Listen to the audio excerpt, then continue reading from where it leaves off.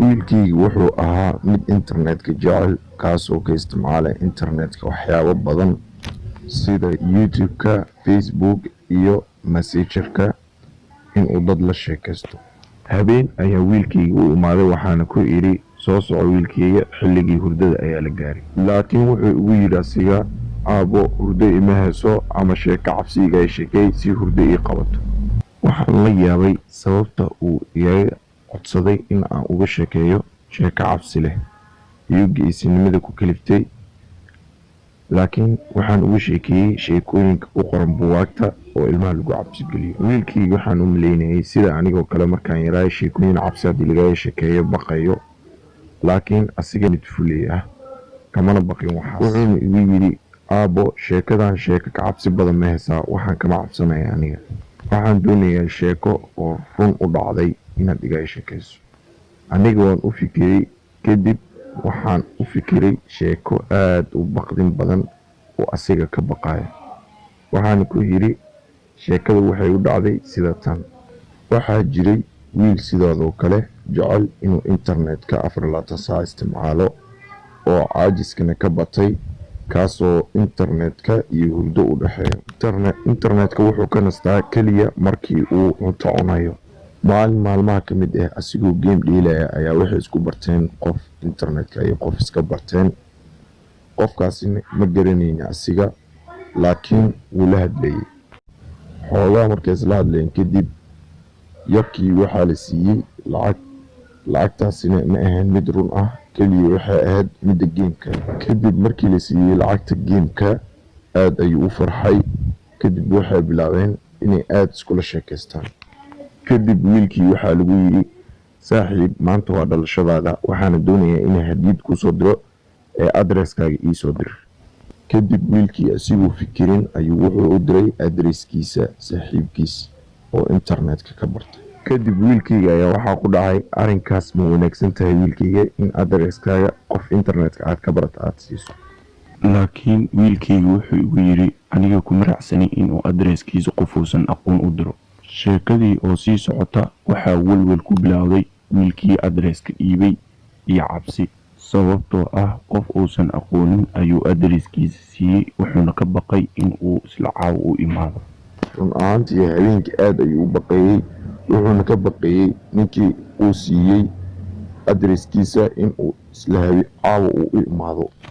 Wuxuuna isku soo xiray qolkiisa asigoo aad u cabsanaya. Run ahaantii sheekada markii halkaas maraysay, wiilkaygii waxaa soo galay xoogaa cabsi ah. Wiilkii asigoo cabsinaya oo haddana baqdin ay ku jirto ayaa gurigiisa wuxuu ka maqlay shanqar sida qof soconaya oo kale.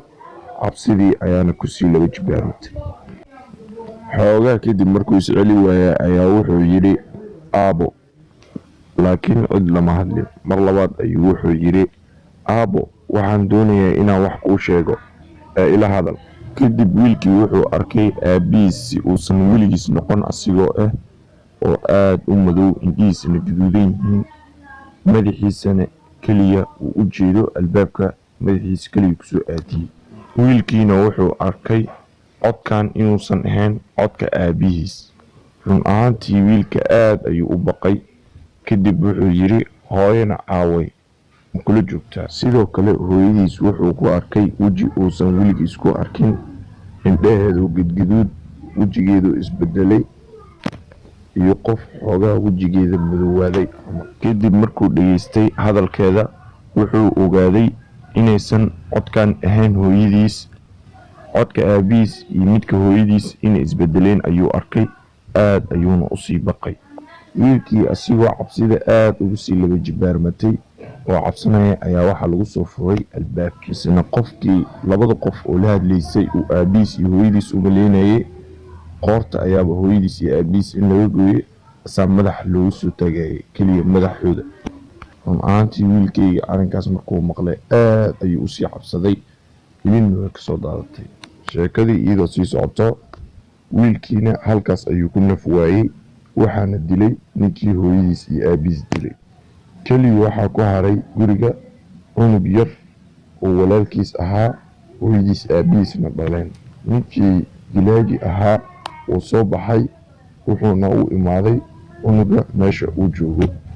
run ahaantii cunuga aad ayuu u oynayey, qayladiisa ayuuna maqlay, sidaa darteed ayuu u imaaday. cunugiina dhabtiisa ayuu ku qabtay, wuxuuna isku dayey cunuga inuu sasabo. kadib cunugii waa ilmo yaro, wuu iska qoslay. kadibna wuu hurday cunugii, wuuna soo watay cunuga. ninkiina gacmihiisu dhiig leh ayuu iska tirtiray, wuxuuna ku sasabayay cunuga asigoo uu xantaxanteynayo. kadib cunugaas magaciisa wuxuu u bixiyey cabdullaahi. cunugii asiga ayaana korsaday.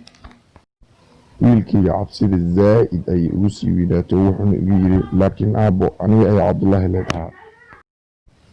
laakiin madaxaan u salsalaxay, waana sasabay.